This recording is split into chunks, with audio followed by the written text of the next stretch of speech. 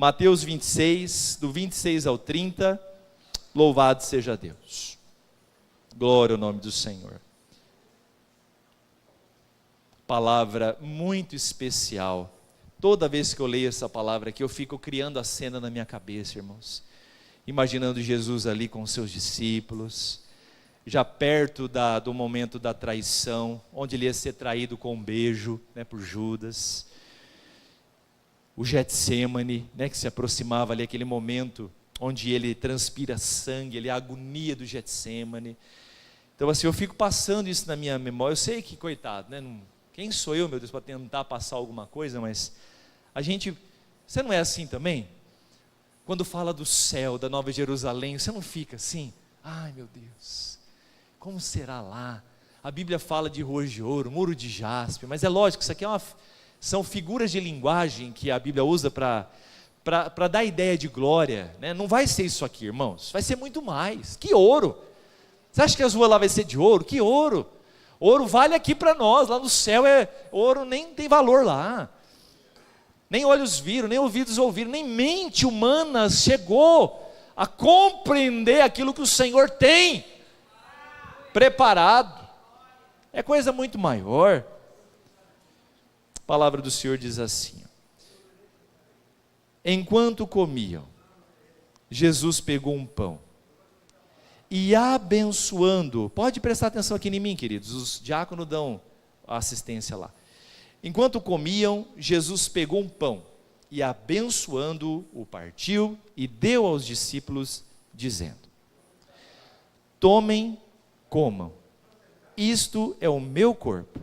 A seguir, Jesus pegou um cálice e, tendo dado graças, o deu aos seus discípulos, dizendo: bebam todos dele, porque isto é o meu sangue, o sangue da aliança, derramado em favor de muitos para a remissão de pecados.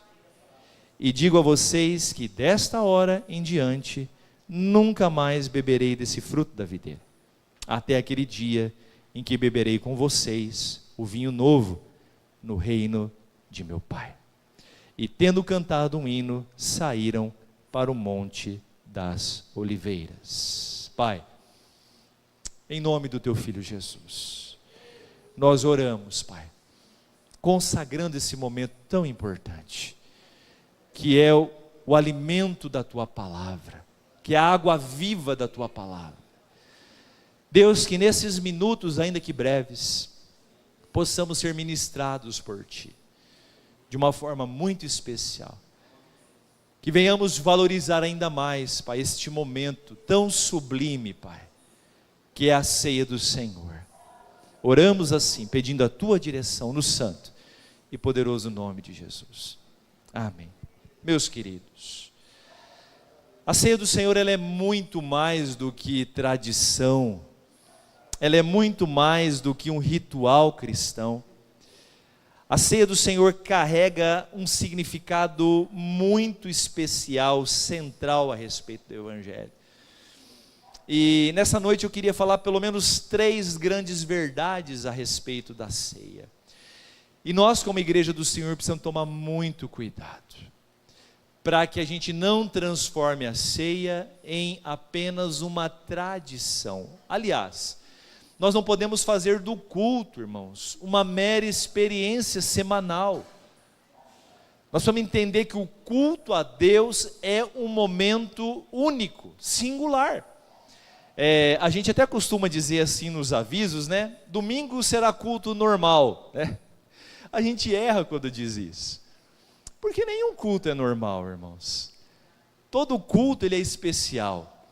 Todo culto tem que ser uma experiência única, de adoração, de louvor, de glória ao Rei dos Reis. E quando a gente vem com esse coração, com essa disposição, a gente faz da experiência do culto uma experiência de glória ao Senhor e também uma experiência de enchimento pessoal para cada um de nós.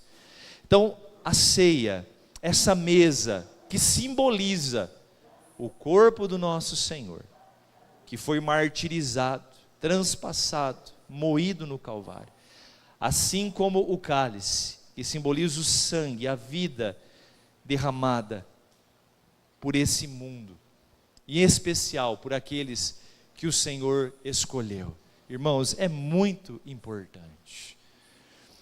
E esse momento, essa noite, o dia em que nós nos reunimos aqui para celebrar a ceia, é um marco na nossa vida. Por quê? Porque enquanto nós vivermos aqui, preste atenção, se você chegar à marca dos 100 anos, lúcido, lúcida, ainda caminhando com as suas perninhas, você não viverá um momento tão próximo de Jesus, tão próximo da eternidade, quanto a ceia do Senhor. Não existe nenhum outro ato da igreja, da reunião da igreja dos santos, chega tão próximo daquilo que será na eternidade como a ceia do Senhor. Porque aqui nós estamos expressando, nós estamos dizendo que nós cremos que Jesus morreu por nós, que de fato Ele se entregou para satisfazer a glória do Pai e para salvar a humanidade. Também cremos que Ele ressuscitou, Ele venceu a morte, o inimigo invencível até então. Ninguém havia vencido a morte. Quando Adão e Eva pecaram lá no Éden, comeram do fruto do conhecimento do bem e do mal, e a morte então veio sobre eles, a morte espiritual e também a morte física. Esse inimigo chamado morte, essa serpente maligna que picou, feriu o calcanhar do ser humano terrivelmente. Irmãos, até ali não tinha sido vencido. Então o Cristo ressurreto ao terceiro dia, Ele pregou no Calvário, a morte foi vencida, e agora todo aquele que nele crê, não morrerá mais.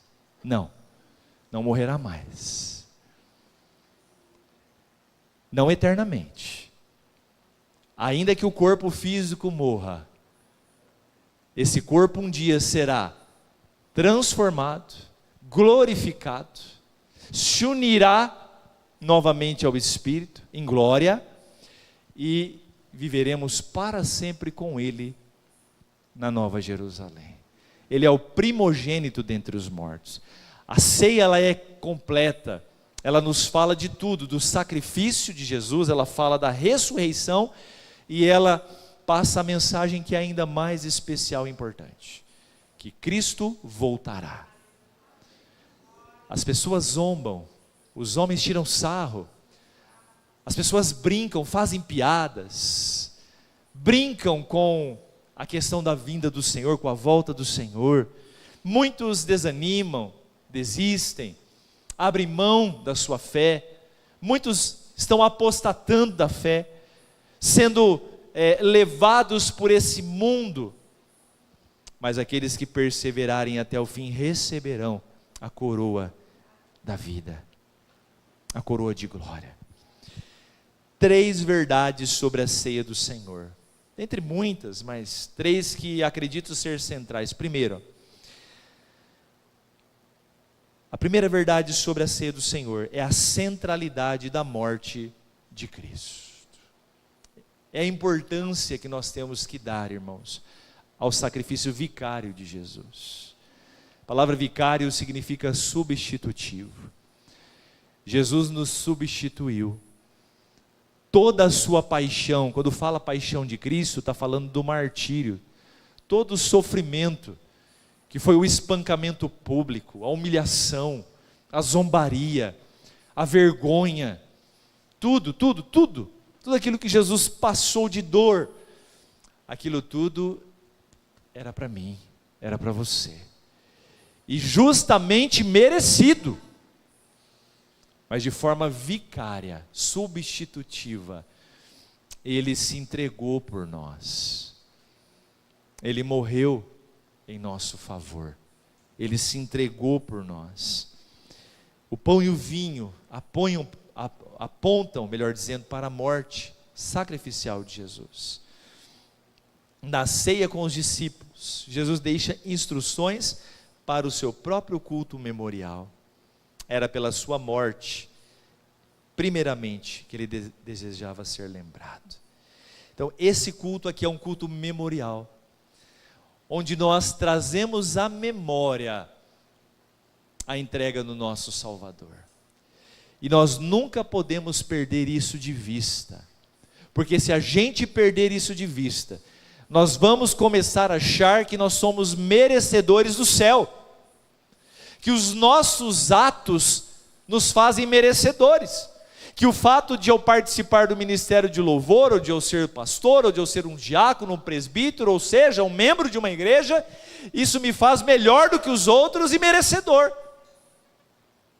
E ninguém é. Ninguém é. Não existe um só ser humano na face da terra que faça o bem e não peque, que mereça a salvação por si. Não somos, irmãos.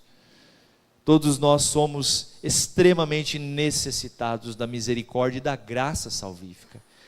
Então a ceia fala da centralidade da morte do nosso Senhor. E nós temos que trazer à memória constantemente, e principalmente na ceia, a entrega. Olha só, o próprio Deus, Ele deixou não a sua divindade, mas se esvaziou, se tornando servo e assumindo a forma de servo. Não é nem que ele assumiu uma forma humana de superioridade, Jesus assumiu uma forma de servo. Irmãos, Jesus era um homem dos mais comuns, ele não tinha beleza alguma, ele não tinha atributos físicos que chamasse atenção para ele. Pelo contrário, ele passaria desapercebido para a grande maioria das pessoas que olhassem para ele. E ele assumiu a forma de servo. Ele não veio para ser servido, mas ele veio para servir e dar a sua vida em resgate de muitos.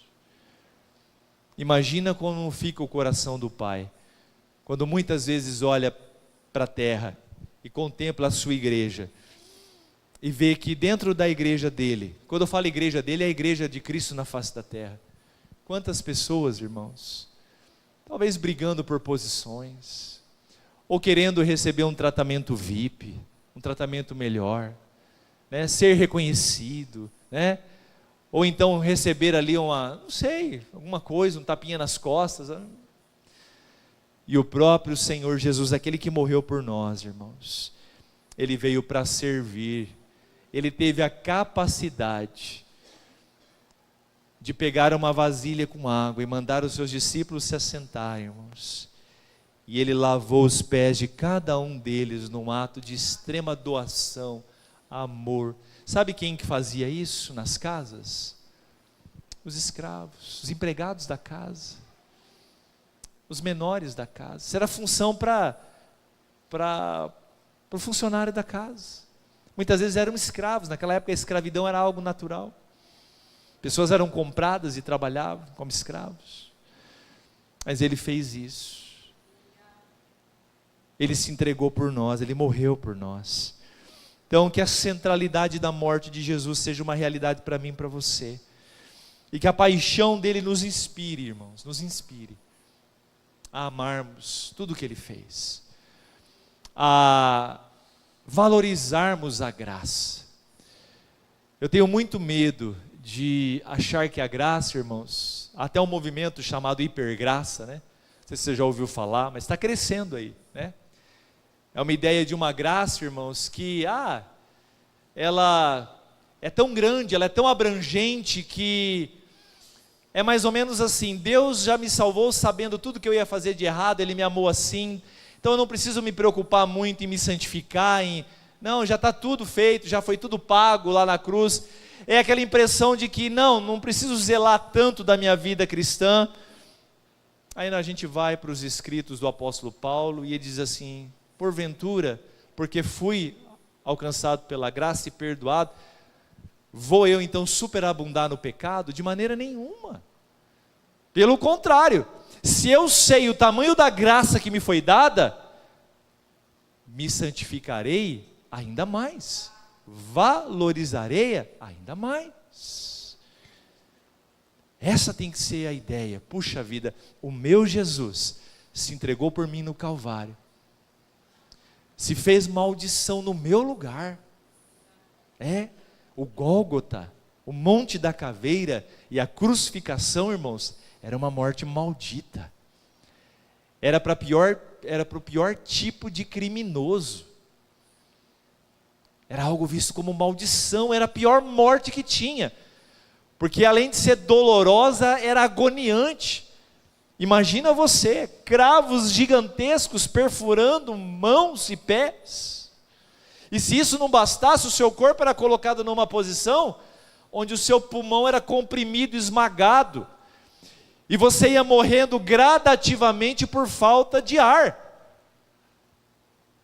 E antes de ir para a cruz, você passava por um episódio de espancamento público dos mais terríveis.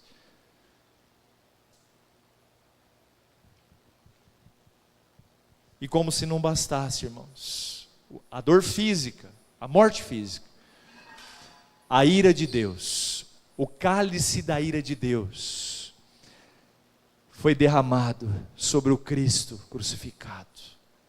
Toda a ira de Deus, como bilhões de bombas nucleares, mais do que todas as bombas nucleares dos exércitos desse mundo, foram lançados sobre o Cristo. Ele recebeu a dor, a afronta, o cálice da ira de Deus. Tudo isso pela glória de Deus Pai, como cordeiro sacrificial, e também para nos religar a Deus. Então isso precisa nos fazer pensar e repensar como nós temos nos portado como crentes. A valorização da obra da cruz. Uma segunda verdade sobre a ceia do Senhor, que é o propósito da morte de Cristo. Jesus se entregou naquele Calvário com um propósito, que foi o de reconciliar o homem a Deus, nos reconciliar com Deus. Minha querida, obrigado, Deus te abençoe, tá? Te dê boas notas. É claro que você vai estudar e vai fazer sua parte, e as notas virão, em nome de Jesus, Ele vai abrir sua mente. Meus queridos, o propósito da morte de Cristo, muito diferente de alguns mártires que nós tivemos na terra. Nós podemos falar aqui do reverendo Martin Luther King, que morreu por uma causa muito nobre. Hoje a gente falava aqui dele na EBD. Há 61 anos atrás ele fez um discurso lá no Memorial de Lincoln, e o chamado I Have a Dream, eu tenho um sonho, e aquilo mudou o curso da história, e pouco tempo depois ele foi assassinado por pessoas que tinham ódio do discurso dele, de uma América justa, igualitária. Ele morreu por uma causa nobre. Nós tivemos aqui Tiradentes, Joaquim José da Silva Manuel, é isso? Tô bom de história ainda? Xavier, né? É tanto nome. Tiradentes, vamos ficar com Tiradentes que é mais fácil. Morreu também, em Confidência Mineira, propósito, é muito nobre, é lembrado. Nós tivemos muitos mártires, irmãos, gente que morreu por causas nobres, mas o nosso Senhor morreu, olha só que coisa linda, Ele morreu pela maior de todas as causas, Ele se entregou no Calvário, para oportunizar a um mundo todo, a toda a humanidade, a possibilidade de vida eterna. Porque Deus amou o mundo de tal maneira, que enviou o seu Filho único. Olha que coisa linda. E Ele diz que para que todo aquele que nele crer não pereça, mas tenha vida eterna. E Ele não veio para esse mundo para condenar o mundo, mas para que o mundo fosse salvo por Ele. Então Ele oportunizou as portas da graça, estão abertas. O propósito da morte de Cristo foi rasgar o véu. Nós cantamos aqui, que louvor lindo esse aqui, lindo, que coisa gloriosa, eu senti o céu. Parece que o céu baixou assim, que glória. Eu até vontade de dar uns pulos. O véu foi rasgado, irmãos. E a palavra do Senhor diz que ele foi rasgado de cima a baixo. O que significa isso? Ele não foi rasgado de baixo para cima. O véu do templo era algo suntuoso, irmãos. Tinha muitos metros, eu não pesquisei não, mas era coisa gloriosa. Luxo, requinte de luxo. De cima a baixo. Quando Jesus bradou, entregou o seu espírito, o véu do templo se rasgou. Irmãos, e pessoas que estavam mortas voltaram à vida naquele dia. Há relatos, ressuscitaram. Como que uma prova cabal de que a morte dele veio para trazer vida aos mortos. Mas o véu do templo sendo rasgado significa que agora toda a lei, todo o sistema sacrificial, tudo aquilo que foi ineficaz, tudo aquilo que não resolveu o problema agora acabou. O véu que separava já não separa mais. A luz que outrora apagada agora brilha, e cada dia brilha mais. Que coisa linda, irmãos. Todo aquele sistema engessado, e Deus já não se agradava mais daquilo, porque virou tradição. Uma vez por ano, eu pegava lá um cordeiro, pegava lá uma rolinha, ou pegava lá um outro animal permitido, e levava lá, mas aquilo se tornou algo, né?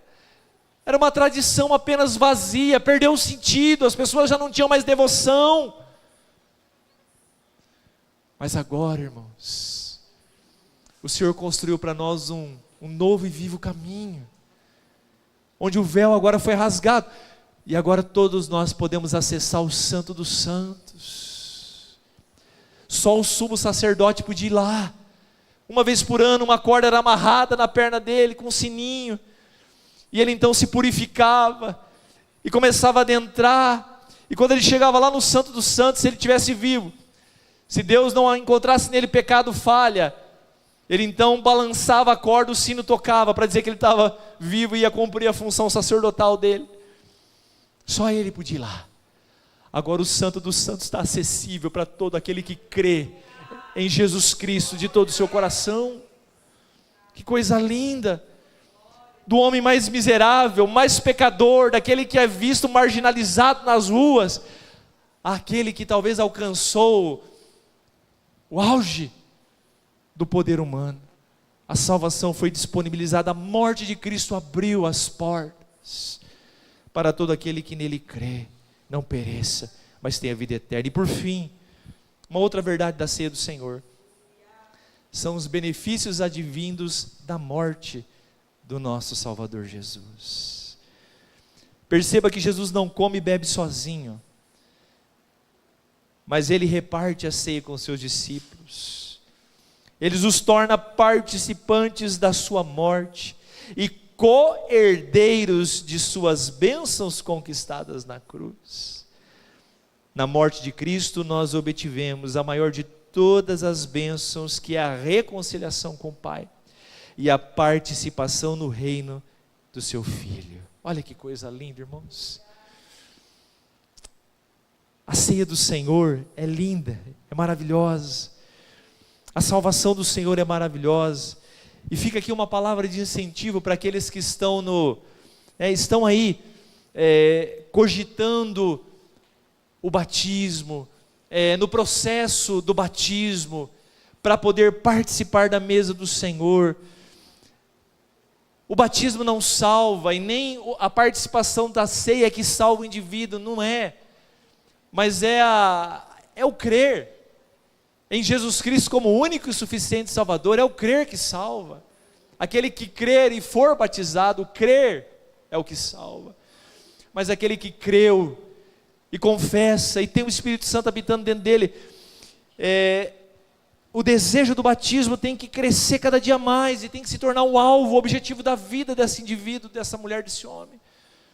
Porque as bênçãos advindas dessa mesa são muito especiais. O comer desse pão, o beber desse cálice, esse momento é muito especial. Porque ele é o atestado de que nós nos tornamos co-herdeiros de Cristo nas bênçãos celestiais. Nós morremos com ele. O batismo é lindo, porque quando nós submergimos o candidato ali ao batismo, é como se fosse um sepultamento. Toda a velha vida, o velho modo de viver, o velho comportamento, é como se ele fosse ali enterrado, sepultado, e ao submergir, nasce ali uma nova criatura, com nova disposição, um novo desejo para servir a Deus e aos homens. E o batismo então concede ao indivíduo acesso à mesa da ceia do Senhor, que é tão especial. E nós então temos a testificação de que nos tornamos co-herdeiros. Tem um louvor antigo que a gente canta na igreja: tudo que Jesus conquistou para nós é direito nosso, é nossa herança. E a gente não deve cantar como exigindo alguma coisa, não. É direito nosso, é nossa herança, não por nós, mas pelos méritos de Cristo. Que coisa linda, irmãos. Conclusão: a ceia do Senhor é grande fonte de bênção e comunhão entre Cristo e a sua igreja. Eu faço votos de você, para você que está almejando o batismo, que está procurando tomar decisões que são necessárias para que isso aconteça, alguns acertos, para que você faça isso o quanto antes, para que você também seja participante desse momento. Você já é salvo se você já fez a tua confissão de fé em Cristo, você crê nele de todo o teu coração. Não é sobre salvação que eu estou falando, mas é sobre ser participante dessa mesa, que é lindo e muito especial. Amém, meus queridos? Vamos ficar de pé. Quero convidar os nossos presbíteros para virem aqui à frente.